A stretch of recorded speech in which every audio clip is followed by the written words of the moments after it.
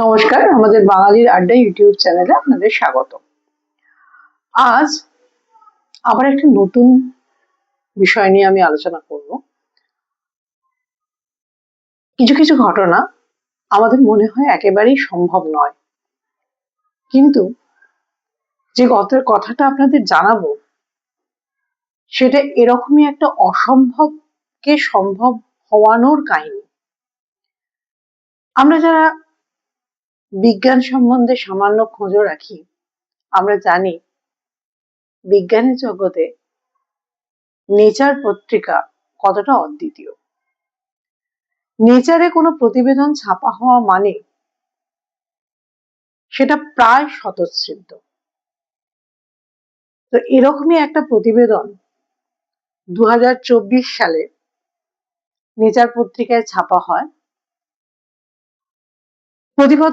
প্রতিবেদনের বিষয়টি ছিল জলবায়ু পরিবর্তনের ফলে আমরা কি আরো দরিদ্র হয়ে যাব, অর্থাৎ বিশ্ব উষ্ণায়ন বিশ্ব অর্থনীতির উপর কি ধরনের প্রভাব ফেলবে, সেই ছিল এই প্রতিবেদনের মূল উপপাদ্য।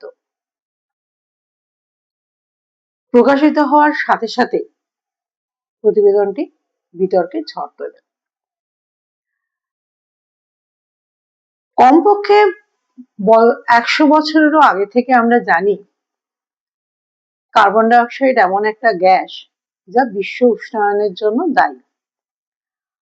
আর মোটামুটি 1930 বা পার্শ্ববর্তী সময় থেকেই বিজ্ঞানীরা অনুমান করতে আরম্ভ করেছিলেন মানব সৃষ্ট এই কার্বন ডাই অক্সাইড পৃথিবীর বায়ুমণ্ডলে কার্বনের ঘনত্ব বাড়াবে এবং এর ফলে জলবায়ু ক্রমাগত উষ্ণ হতে থাকবে। 1990-এর দশকের গোড়ার দিক থেকে, অর্থাৎ যখন থেকে গ্লোবালাইজেশন ব্যাপারটা খুব জনপ্রিয় হয়েছে, তখন থেকেই দেখা গেল যে বৈশ্বিক উষ্ণতা বৃদ্ধি বা জলবায়ু পরিবর্তন এটা খুব আশঙ্কাজনক অবস্থায় গিয়ে পৌঁছেছে। যদিও 2025 বা 26 সালে দাঁড়িয়ে ডোনাল্ড ট্রাম্প এসব কথা স্বীকার করতে চান না। নির্বাচনে তিনি প্রায় মহিষাসুরের ভঙ্গিমায় দাঁড়িয়ে সমস্ত কিছুকে নস্যাৎ করে উড়িয়ে দিতে চান, কিন্তু বাস্তবটা সেটা নয়। বিশ্ব উষ্ণায়নের ফলে সারা পৃথিবীব্যাপী জীবিকা, জনজীবন, বাসস্থান প্রভৃতি বিভিন্ন জায়গায় পরিবর্তনের সূচনা হয়েছে, এটা স্বতঃসিদ্ধ। এর বিকল্প তাহলে কি? জেনারেলি জীবাশ্ম জ্বালানির ব্যবহার কম করা, কার্বন ডাই অক্সাইডকে কম নির্গত করা এবং নবীকরণযোগ্য যে জ্বালানি, অর্থাৎ যেগুলো থেকে কার্বন ডাই অক্সাইড উৎপন্ন অতটা হয় না, সেগুলোর ব্যবহার বৃদ্ধি করা। আর সেটা যদি না করা যায় তাহলে কি হবে? এটা আমরা অনেকেই জানি যে তাহলে আমরা নিজের অজান্তেই পৃথিবীকে একটা উত্তপ্ত আগুনের গোলায় পরিণত করব, ফলে জীবন সেখানে নিভে যেতে বাধ্য থাকবে। এর পাশাপাশি অভিবাসন হবে, জলস্তর কমে যাওয়ায় বা পানযোগ্য জলের পরিমাণ কমে যাওয়ায় জল নিয়ে যুদ্ধ হবে, বিধ্বংসী ঝড় হবে, খরা হবে, বন্যা হবে, একই সাথে অনাহার বাড়বে, মৃত্যুর পরিমাণ আশঙ্কাজনকভাবে বৃদ্ধি পাবে। সর্বোপরি সারা বিশ্বব্যাপী জিডিপির পতন হবে।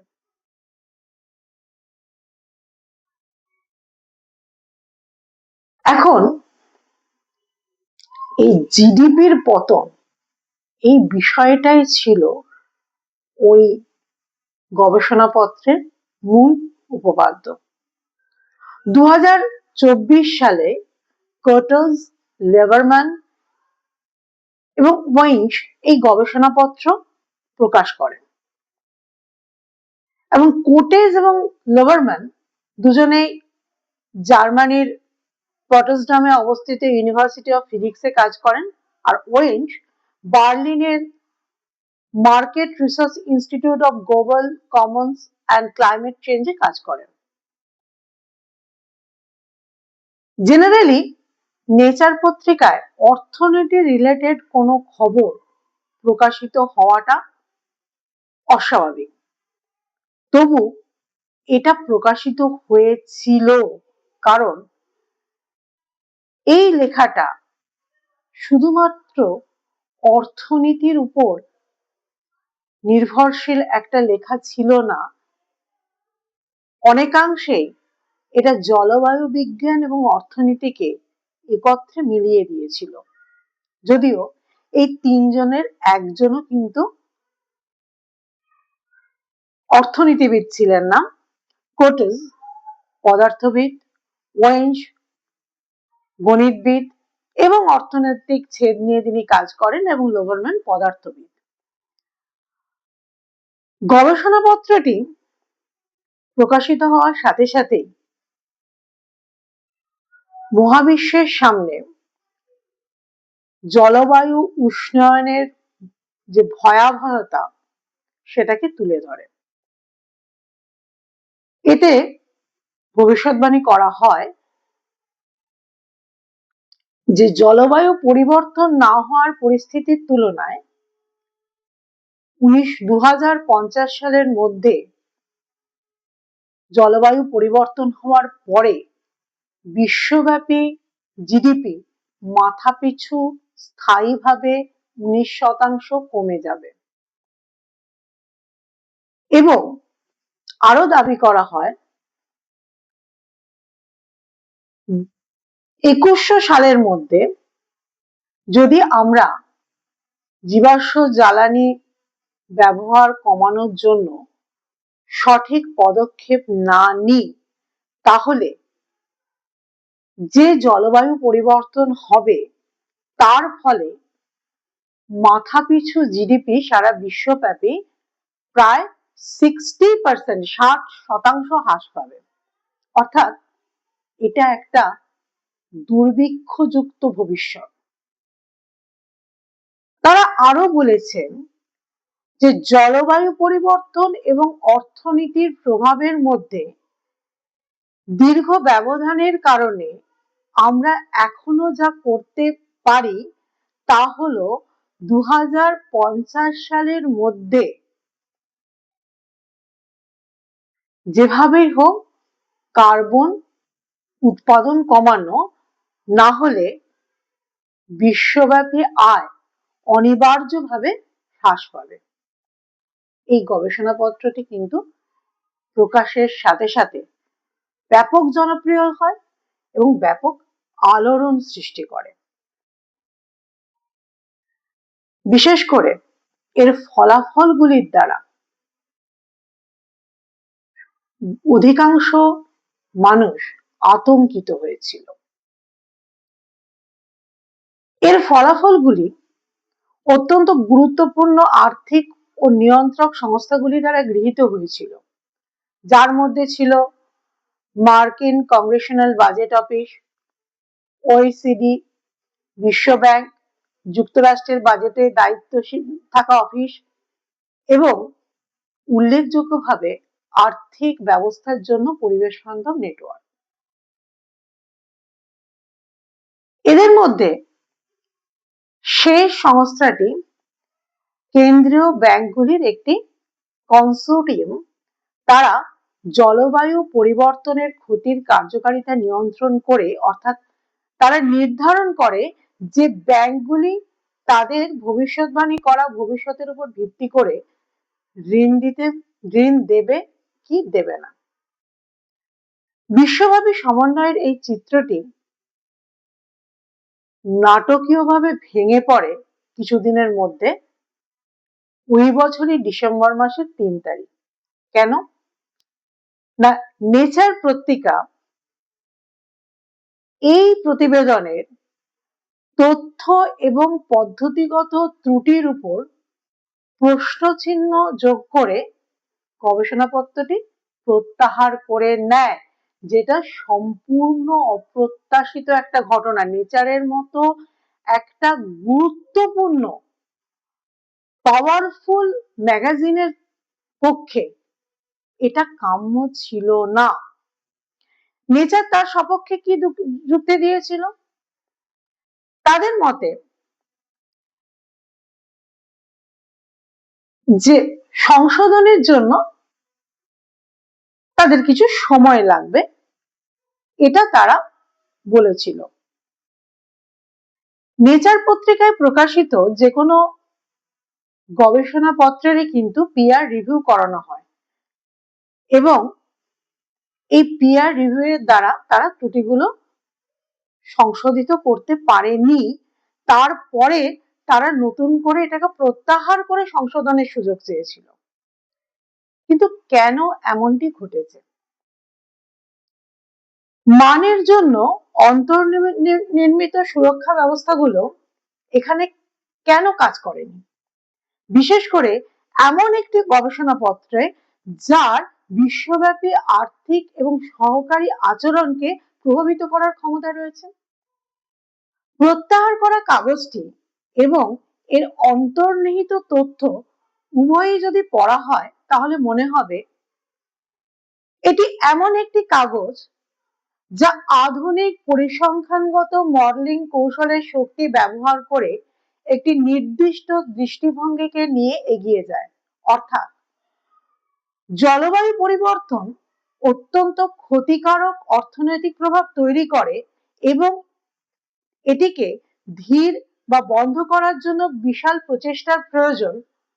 লেখকেরা বৈশ্বিক অর্থনৈতিক পরিবর্তনশীলের এটি একটি খুব বড় ডেটা শিটে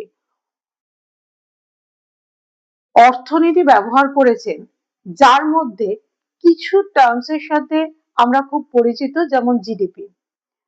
কোটেজ এবং অন্যদের ব্যবহৃত ডেটা পরীক্ষা করলে দেখা যাবে যে মডেলরা তাদের পছন্দের উত্তর পেতে একাধিক সিদ্ধান্ত নিতে পারেন।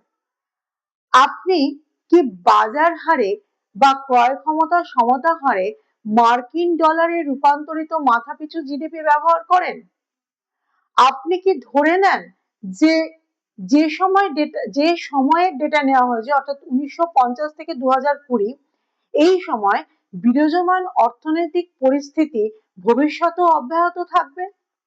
আপনি কি 2008 সালের বিশ্বব্যাপী আর্থিক সংকটের কারণে সৃষ্ট অর্থনৈতিক মন্দার জন্য সংশোধন করেন? কাগজে ব্যবহৃত একই তথ্য অনেককে দেওয়া হয়েছিল, কিন্তু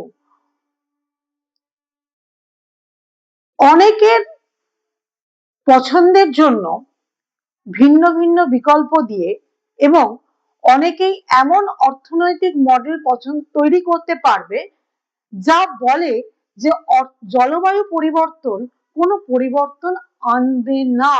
অর্থাৎ বিকল্পগুলোর মধ্যেই এরকম অপশন তাদের কাছে দেওয়া ছিল, যেখান থেকে মনে হয়েছিল যে জলবায়ু পরিবর্তন হলেও অর্থনীতি যেভাবে চলছে সেভাবেই চলবে। এখন মজার বিষয়, কাগজে প্রত্যাহারের উদ্ধৃত কোনো ত্রুটি মডেলিং এর মানে আমাদের মূল্যায়নের সাথে সম্পর্কিত নয়। যা বিশ্বাস করি খারাপ তার সাথে তো নয়। তাই কাগজের পুরো উদ্যোগটাই ভুল পথে পরিচালিত হলো।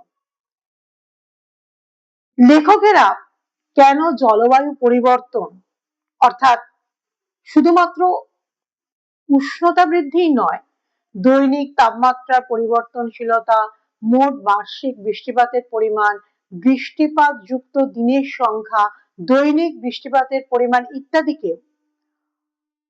ইত্যাদি অর্থনৈতিক ক্ষমতাকে এত ভয়াবহভাবে ক্ষতিগ্রস্ত করতে পারে তা সহজ ভাষায় ব্যাখ্যা করার চেষ্টা করেননি। সর্বোপরি বিশ্বব্যাপী তাপমাত্রা ইতিমধ্যে যে প্রায় 1 ডিগ্রি সেন্টিগ্রেড বৃদ্ধি পেয়েছে, কিন্তু বিশ্বব্যাপী অর্থনৈতিক কার্যকলাপের উপর তার যে বিন্দুমাত্র প্রভাব পড়েনি, এই বিষয়টিও কোথাও গিয়ে অনালোচিত ছিল।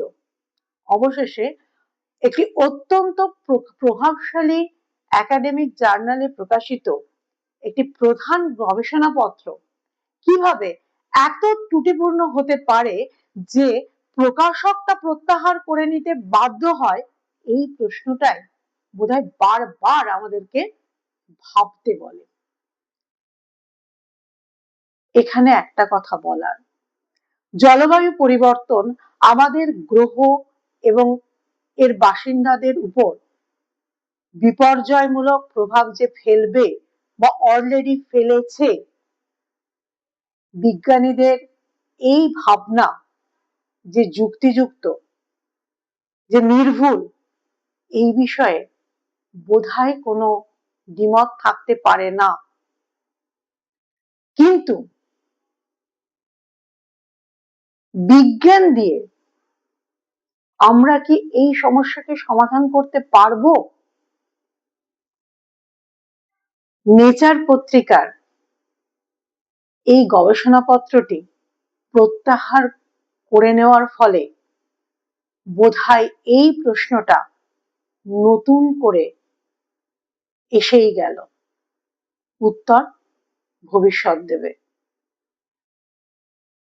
অবশেষে বলি, কেমন লাগলো জানাবেন কমেন্ট সেকশনে।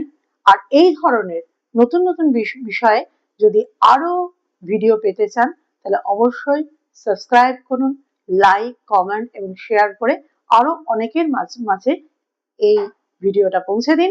আগামী দিনে আবারও দেখা হচ্ছে। নমস্কার, ভালো থাকবেন সকলে।